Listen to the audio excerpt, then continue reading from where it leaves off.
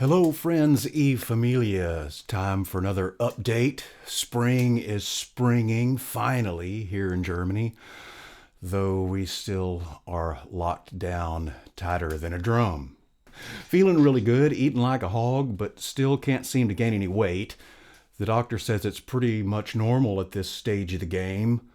My taste is slowly coming back, which is a beautiful, beautiful thing. One of life's simple pleasures, tasting food. Can hardly wait to get my lips wrapped around a greasy slice of pizza. It's going to be awesome. I've been doing a whole lot of writing for a new project that I'm working on, so I'm really fired up about that. Just had another immunotherapy session last week and just have a few more to go, and hopefully I'll be done. Hallelujah. The side effects seem a bit milder every time, which is a blessing. It's nothing compared like the side effects to radiation or chemo. Whew, that was pretty doggone brutal, as anybody who's gone through that can attest to. So I wanted to share some of my experiences and some of the info that I've gathered about these side effects for immunotherapy. The doc went over a whole long list of side effects and dangers of the therapy, and while most of this stuff is pretty rare and it's probably not going to get you, he was obligated to let me know of the risk involved. Now, some of the common side effects are fatigue. Had it. Diarrhea. No, I had quite the opposite, thank you very much.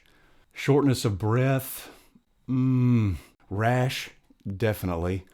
Itching, yes. Nausea, yes. Headache, once or twice only. Weight loss, yeah. Difficulty sleeping, definitely not. Decreased appetite, no. Now, since I was having radiation and an intense chemo in the very beginning, it's hard to say what caused what as far as side effects are concerned. With these 3 treatments going on at the same time, I was completely obliterated. And so, it's hard to say what caused what at the time. Now, there are some dangerous side effects, and though they are rare, they have been reported. So the doc was obliged to let me know of the risks once again. Now, some of those side effects are inflammation of the liver. And I did have this. My skin turned yellow like Homer Simpson. My pee was like a dark tea colored, kind of gross, scary for sure. And the doc said this could develop into hepatitis if we didn't get it under control. So he gave me some drugs, which I can't pronounce the name of right now, and delayed the next immunotherapy session, and we got it under control. I had to drink a whole lot of water to kind of flush the whole system out, and it seemed to work. So yeah, liver is back under control. We are driving on, baby. Inflammation of the lungs. No, didn't have it. Inflammation of the colon. Thank goodness not. Hormone or gland problems. Now, some of these symptoms are headache, fatigue, weight loss or weight gain, changes in mood or behavior. Now, I had almost all of these symptoms, but, like I said, I was going through chemo and radiation all at the same time. So it's hard to pinpoint what is causing what. And, of course, when you're diagnosed with cancer, your mood and behavior is going to change pretty drastically. And with these other treatments, you're going to be irritable, you're going to feel like crap, and your family is probably going to hate you for a while. But, hopefully they'll get over it. Inflammation of the brain. I probably have some problems up there, but I don't think cancer treatment is the root of the problem. Just joking. Uh, Kidney problems. Does this work hand in hand with the liver?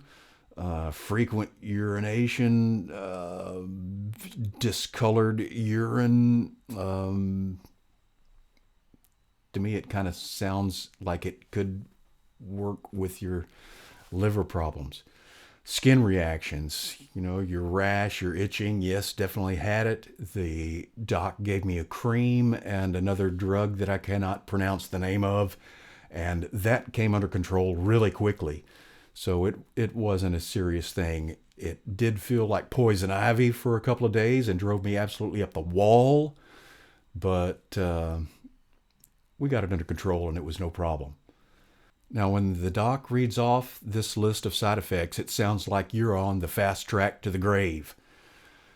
And, in my particular case, the side effects were pretty slight, and the ones that were scary, we got under control really quickly. So it was all good. While these cases are pretty rare in these dangerous side effects, they do exist. So you have to be aware of the risk involved and the risks that you are willing to take. While we are in the midst of wallowing in the gloom and doom, we will continue on with the pros and cons, and we're going to get with the cons first so we can save the best news for last. You've got the side effects, of course. It can harm your healthy organs, and we went through this with the big liver scare of 2021. You get really aggravated, and that's a nice way to put it, when you go into this treatment with healthy organs and your organ is being destroyed from something that's supposed to be curing you. It isn't a quick fix. It takes longer to work than the other treatments. It's not like surgery where they go in and just cut that booger out and you're done. And unfortunately, it doesn't work for all types of cancer. It's effective on some. It is totally ineffective on others at this point. And now, finally, for some good news.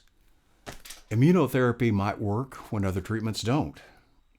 Some cancers, like skin cancer, don't respond well to radiation and sometimes chemo either. But immunotherapy might work for you. It can help other cancer treatments work better. And believe it or not, it causes fewer side effects than these other things. And the best for last, your cancer is less likely to return. So there you have it, a little bit of info on immunotherapy.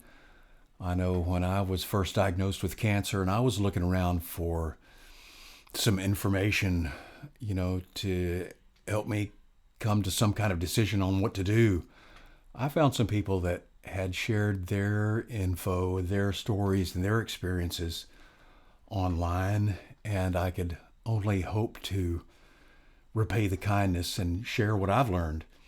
And hopefully somebody that's going through something similar to my case might be able to gather something useful out of all this. And man, I wish you the best of luck, and we're rooting for you. And know you can get through this. I did so far.